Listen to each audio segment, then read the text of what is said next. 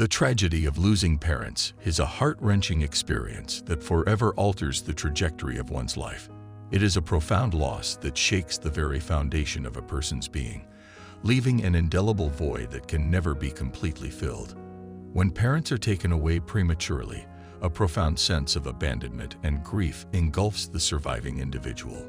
The pillars of love, guidance, and support that once stood unwaveringly are suddenly gone, leaving them adrift in a world that feels foreign and hostile. The loss of parental figures disrupts the natural order of life and forces the bereaved to navigate uncharted territory. The absence of parents amplifies the longing for their presence. The familiar voices, the comforting touch, and the reassuring presence become treasured memories to hold on to amidst the grief. Their absence is a constant reminder of the irreplaceable role they played in shaping one's identity and nurturing their dreams. The loss of parents reverberates across every aspect of life. Practical matters that were once taken for granted now become overwhelming challenges. Basic necessities, financial stability, and decisions that require parental guidance become burdens to bear alone. The weight of responsibilities can be suffocating, as the safety net that parents provide is suddenly removed.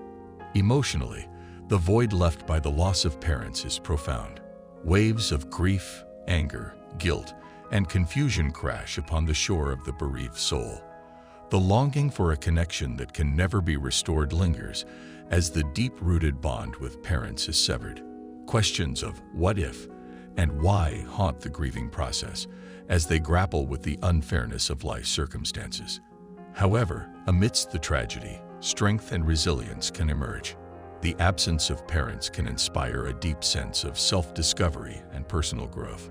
The bereaved individual learns to navigate the world with newfound independence, drawing on the values and wisdom instilled by their parents.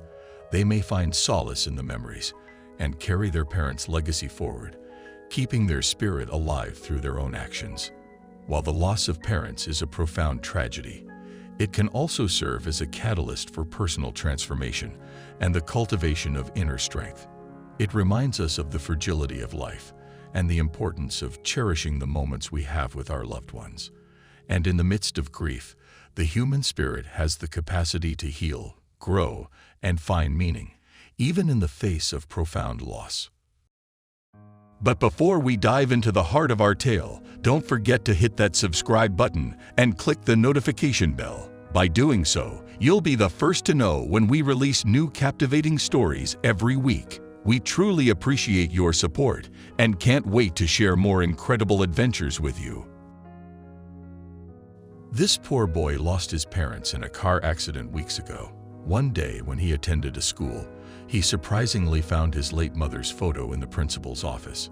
He had no idea that it would expose some shocking things about his mother's background. Patrick, 14, waited nervously and despondently outside his school principal, Mr. Walton's, office. He understood why Mr. Walton had called, and he was not interested in engaging in such discussions. As mentioned above, Patrick's parents passed away after a car accident. He was aware that his mother was an orphan, and that his father was a single child whose parents had died many years before, leaving him with no relatives. After his parents died, social services put Patrick in the care of Mr. Duncan and his wife. Mr. Duncan was Patrick's temporary caretaker, and when Patrick was accepted to the school where Mr. Duncan worked, he became his teacher. However, Patrick was having difficulty dealing with his parents' losses, so he couldn't focus on his academics and was continuously skipping assignments and failing examinations. Patrick was called to Mr. Walton's office after news of his bad performance reached him. He knew Mr. Walton would question him about why he was performing so poorly in school, and he didn't want to speak about his parents' death. He realized he couldn't truly avoid Mr. Walton, so he walked into his office. Patrick apologized. "I'm sorry, Mr. Walton." But it wasn't totally his fault. He was so obsessed with his parents and how he would react to Mr. Walton's queries that he neglected to knock. As he stood at the door, he pondered why Mr. Walton was worried when he saw him go in and what he was attempting to conceal. "It's okay. Come in and have a seat," Mr. Walton said. How did you come to know my mother, Mr. Walton? What are you attempting to conceal? So, Patrick, he began as he sat down, you're presumably aware of why we're meeting today. I understand that everything has always been hard for you and your family, but we won't be able to allow you to take the tests if you don't start paying attention to your decreasing scores. It would be challenging for us as well. Patrick sat still, without saying anything. What would he say in response? That he preferred to remain at home rather than go to school. That he had no friends at his new school and didn't care since all he wanted was his parents back. He regarded himself as a powerful 14-year-old, not a helpless young child who ached for his parents. He was much too serious to express how much he missed them.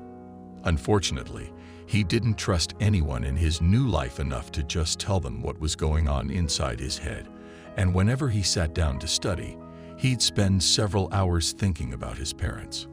Have you arrived, Patrick? Mr. Walton inquired, interfering with his thoughts. Can you commit to working harder from now on? I did, he eventually admitted. I'll try my best, Mr. Walton, he says, but I'm having difficulty focusing since. Mr. Walton's phone rang, and Patrick was cut off before he could continue. Just a minute, Patrick. I'll be right back, Mr. Walton remarked as he exited his office to answer the phone. Patrick would have merely spat out the true reason he was so preoccupied if the phone hadn't rung. In his worry, he moaned and shook his legs. When Mr. Walton didn't return after a few minutes, Patrick remembered the time he saw Mr. Walton concealing something. He had given it some consideration, and he knew what he was about to do was completely wrong, but he was anxious to find out what was going on, so he slowly unlocked Mr. Walton's drawer. He made sure no one could see him, and what he saw inside came as a shock to his eyes. Mom. Patrick couldn't understand.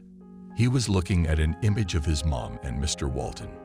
Mr. Walton was holding and beaming at his mother, who seemed much younger in the photograph. Mr. Walton came from his office at that point, and he paused for a moment when he saw Patrick grasping the photo. You shouldn't have. Patrick had just begun to speak when he turned to look at him, tears streaming down his cheeks. Mr. Walton, how do you know my mother? What are you attempting to conceal? He almost screamed. Mr. Walton groaned and took his spectacles off. Would you mind taking a seat, Patrick? There's a lot you should be aware of. As Patrick sat astonished, Mr. Walton's eyes widened. He didn't know what to say to Patrick, but he knew the moment had come. He exposed himself to be Patrick's grandpa and the father of Patrick's mom. Stella fell pregnant with her boyfriend's kid 15 years ago, when she was 17 years old. Mr. Walton expelled her because her partner refused to take accountability for Patrick and because he was opposed to her pregnancy. Because my wife passed away after delivery, I was everything to her, he stated. When I began missing your mom, I knew I'd made an awful mistake by throwing her out. I begged her pardon, but it was too late. She'd met your father, was content with her family, and didn't want me around. Patrick, she was a powerful lady. Your mom was one of the bravest individuals I've ever met, even though she had no one to help her. I was feeling very bad about what I did. My heart bled for you when I realized that your parents had passed away and that you were alone. So I begged Mr. Duncan to become your guardian and defend you. I was too nervous to look you in the eyes. I'm sorry, he eventually said. Her mother stated she was an orphan. Do you consider yourself my grandfather? When Patrick inquired, Mr. Walton nodded. You have every right to be furious with me for what I did, Patrick. I know you're afraid to remain with Mr. Duncan and would rather swap guardians and never see me again. But before Patrick could continue, he leaped to his feet and held Mr. Walton passionately. I'd like to live with you. I forgive you everything. I am ecstatic to have you.